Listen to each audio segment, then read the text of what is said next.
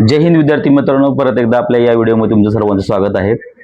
Video बनवण्याचं तुम्ही thumbnail पाहिला असेल की खूप महत्त्वाचं कारण आहे की ज्या कोणी माझ्या मित्रांनी डबल फॉर्म भरला असेल, एवढं सगळं स्ट्रिक्ट असून सुद्धा जर कोणी डबल फॉर्म भरला असेल तर मित्रांनो, तर तशा प्रकारचं हमीपत्र तुम्ही लवकरात लवकर लिहून द्या। तसा प्रकारचा GR सुद्धा आलेला आहे। जर तुम्ही हॉल तिकीट मग तुम्हाला हवं असेल तर तशा प्रकारचं हमीपत्र तुम्ही सबमिट करून टाका।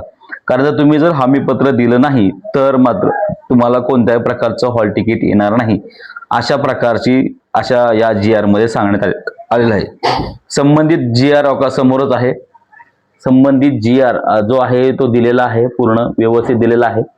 तर हा GR मी तुम्हाला थोडक्यात वाचून दाखवतो मित्रांनो की उपरोक्त विषय म्हणजे संदर्भ विषय अन्वये 2024-25 पोलीस शिपाई भरतीमध्ये जाहिरातीमध्ये एकाच पदासाठी एकच आवेदन अर्ज करण्याची अट नमूद असतानाही काही उमेदवारांनी त्यांच्या वैयक्तिक माहितीमध्ये फेरबदल करून एकाच पदासाठी विविध घटकांमध्ये एकापेक्षा जास्त आवेदन अर्ज सादर केलेले निदर्शनात आलेले आहे। बघा मित्रांनो, आपण जे सांगितले त्याचप्रमाणे आहे।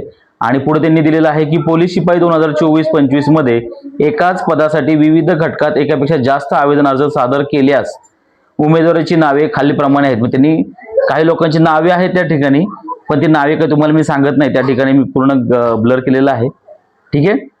प्रभारी अधिकारी कक्ष सगळं त्यामध्ये दिलेलं आहे, त्यांच्याकडे त्या गोष्टी नमूद केलेल्या आहेत त्यांनी की त्या प्रकारची तुम्ही जी भरती प्रक्रिया एकापेक्षा जास्त भरलेली आहे किंवा फॉर्म भरलेला आहे तर त्या ठिकाणी तुम्ही हमीपत्र द्या की तुम्ही अशा ठिकाणी तुम्ही भरतीला जाणार, दुसऱ्या ठिकाणी जाणार नाही, अशा प्रकारचे तुम्ही हमीपत्र द्या, अन्यथा तुमची उमेदवारी रद्द करण्यात येईल, असं स्पष्टपणे या ठिकाणी त्यांना सांगितलेलं आहे।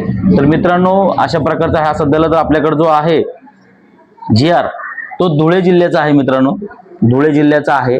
तर तो GR मी तुम्हाला आपल्या ज्या यूट्यूबचे जे पोस्ट म्हणून जे टॅब आहे त्या टॅब मध्ये मी टाकून देतो, जेणेकरून तुम्हाला सुद्धा पाहायला मिळेल।